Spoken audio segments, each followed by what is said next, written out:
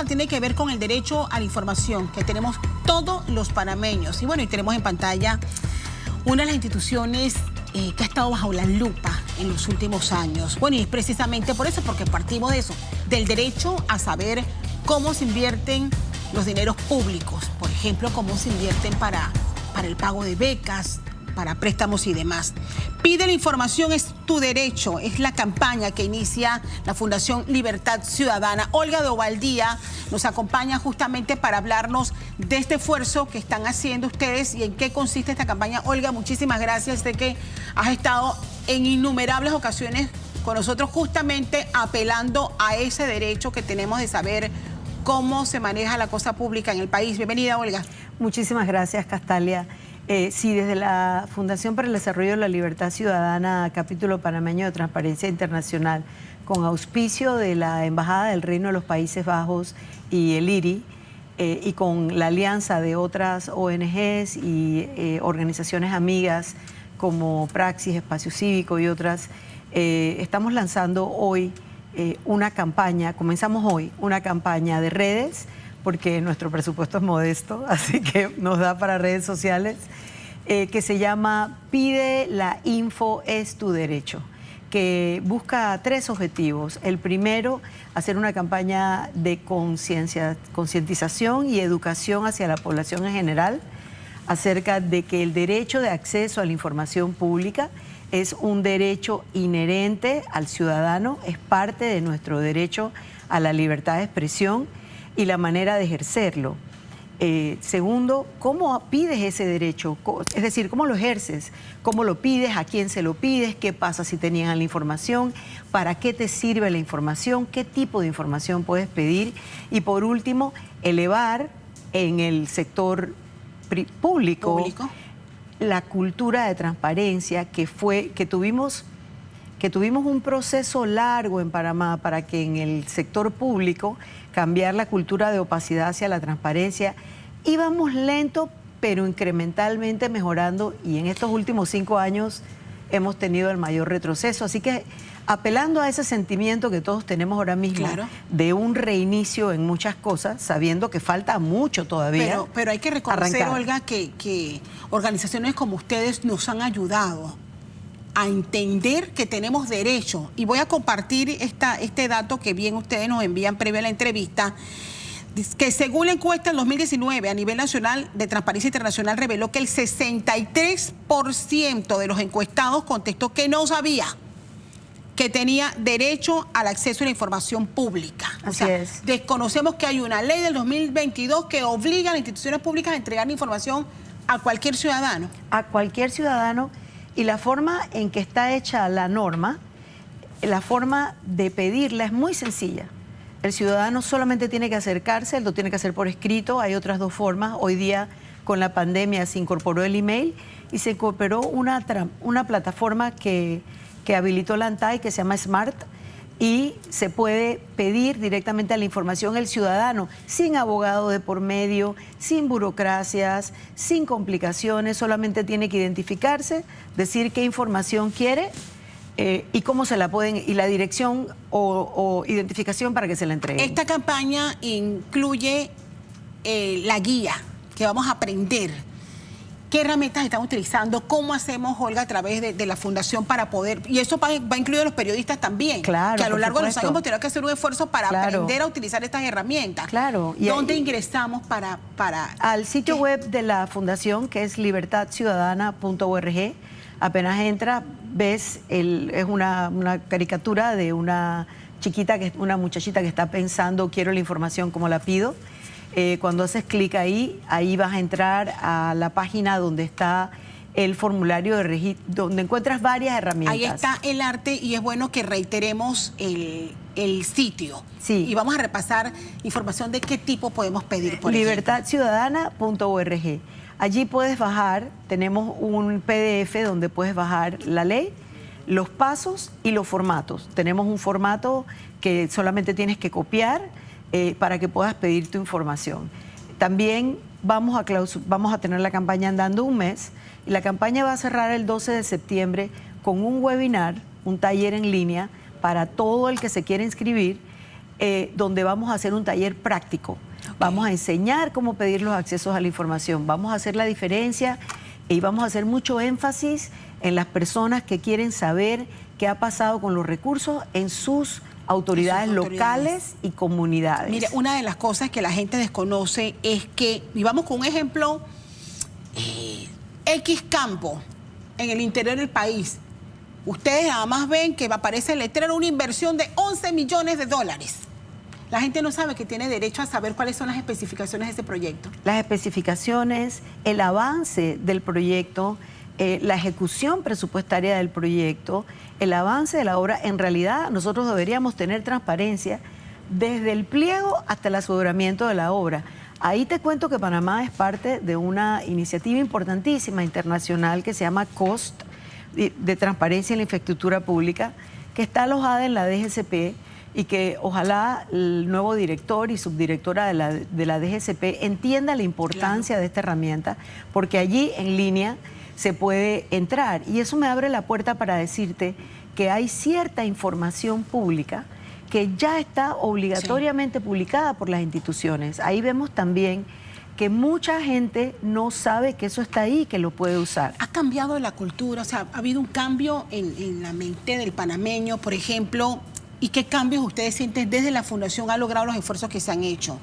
Y te lo digo como periodista y como panameña. O sea, qué doloroso escuchar, por ejemplo, en una Asamblea Nacional que un diputado se pare en el pleno de la Asamblea y decir, aquí mandamos nosotros. En el momento, si ustedes lo recordarán, cuando se exigía que se transparentaran los nombramientos y las planillas de la Asamblea. Y que se negaron.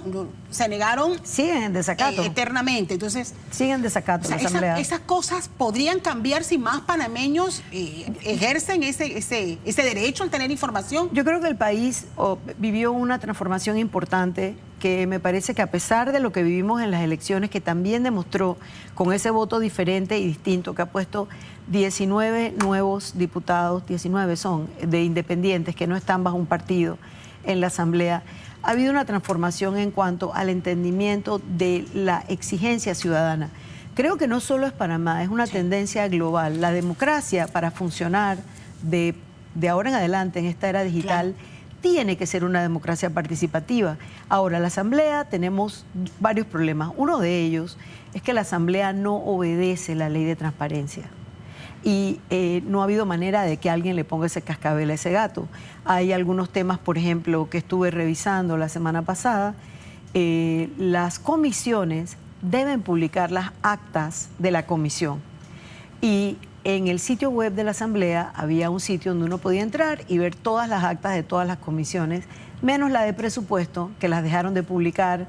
La última publicada fue de julio del 2022. Ahora entré y vi que la sección donde estaban las actas publicadas ya no está. Estoy pensando hacer efectivamente un acceso a la información pública para preguntar si las van a publicar, dónde las van a publicar y cómo las van a publicar.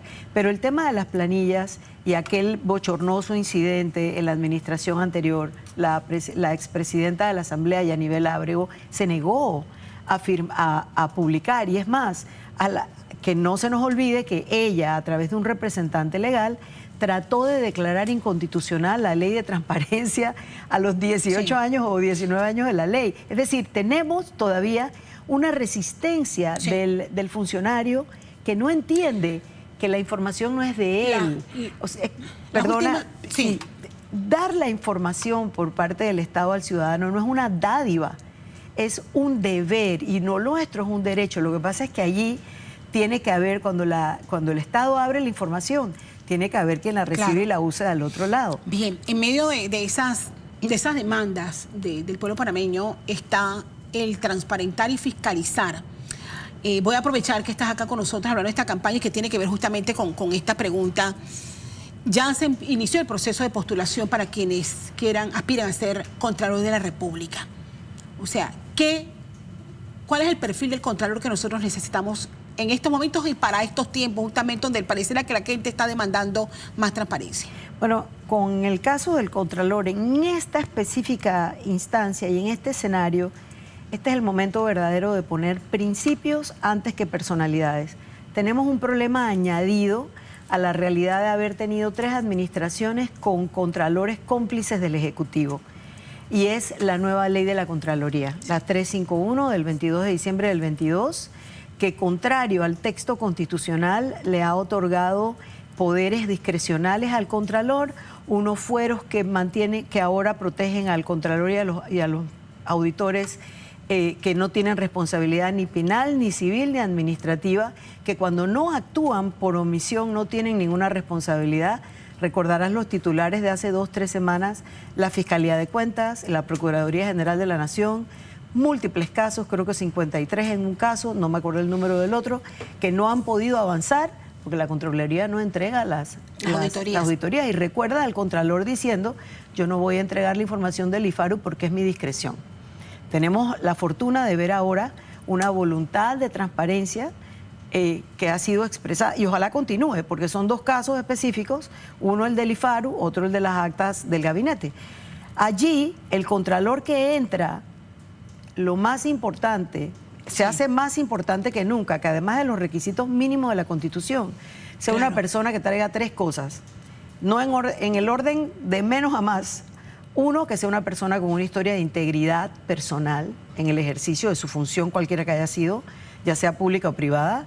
2, el conocimiento técnico, pero 3, la independencia, claro. Castalia, la independencia, que sea una persona capaz de hacer el trabajo de fiscalización y control. ¿Qué debe pasar con el IFARU después de este escándalo y los auxilios económicos, donde hay gente que señala, yo fui a pedir un préstamo o mi hijo se ganó una beca, pero aparece ahora en esta lista de auxilios económicos? ¿Qué debe pasar con esta figura? Si a mí me dieran la varita mágica, creo que tiene que haber un sistema abierto, transparente, en línea, de concurso por mérito. Tiene que haber un concurso por mérito. Tiene que haber una combinación entre, es verdad, el apoyo económico al que lo necesita, pero el mérito del estudiante. No puede seguir siendo un ejercicio en la realidad de tráfico de influencias, de nepotismo, de corrupción al pequeño nivel, porque eso es lo que ha sido lo que ha pasado en el IFARU. Encontraron una cajita feliz, un chanchito, donde con el cualquiera podía llegar y extraer. Es más, yo creo que allí vemos ese mecanismo tan entronizado lastimosamente en el sector público panameño, del favoritismo, pero sobre todo del tráfico de influencias, y no debe ser. Y cuando vemos el número final, que lo vimos la semana pasada, yo creo que nadie sospechaba que llegaba a más de 300 millones de dólares. Y habría que ver, bueno, hoy vamos a conversar con el ministro de Economía y Finanzas, habría que ver qué va a pasar con la institución en materia de presupuesto también. Olga, te agradezco muchísimo. ¿Vas a agregar algo? Sí, que aquí tenemos muy poca cultura, es cierto, de poder resolver estos problemas, y vivimos con una impunidad así como endémica. Pero nosotros además debemos comenzar a pasar a un periodo en la lucha anticorrupción, que es la recuperación de activos. Sí. Tenemos que recuperar, tenemos que pedir de vuelta, tenemos que destinar esos fondos al bien común. Así se genera confianza. Así es. Así que recuerden, pide la información, es tu deber que te la den. Te agradezco. Olga de Ovaldía, de la Fundación Libertad Ciudadana, nos comentas más adelante cómo marcha este proceso y usted aprendamos a usar esas herramientas para transparentar las finanzas públicas. 7 de la mañana, 2 minutos. Hay información que compartir.